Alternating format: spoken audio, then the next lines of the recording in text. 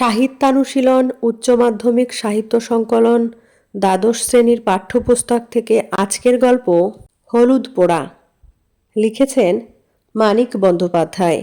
সে বছর কার্তিক মাসের মাঝামাঝি 3 দিন আগে পরে গায়ে দুটো খুন হয়ে গেল। একজন মাঝবয়সী জোয়ান মদ্যপুরুষ এবং 16-17 বছরের একটি রোগা ভীরু মেয়ে। গায়ের দক্ষিণে ঘোষেদের মজা পুকুরের ধারে একটা মরা গজারি গাছ বহুকাল থেকে দাঁড়িয়ে আছে। স্থানটি ফাঁকা, বন জঙ্গলের আবরু নেই, কাছাকাছি শুধু কয়েকটা কলা গাছ। ওই গজারি গাছটার নিচে একদিন বলাই চক্রবর্তীকে মরে পড়ে থাকতে দেখা গেল। মাথাটা আটচির হয়ে ফেটে গেছে, খুব সম্ভব অনেকগুলি লাঠির আঘাতে। চারিদিকে হইচই পড়ে গেল, লোক বিস্মিত হলো না।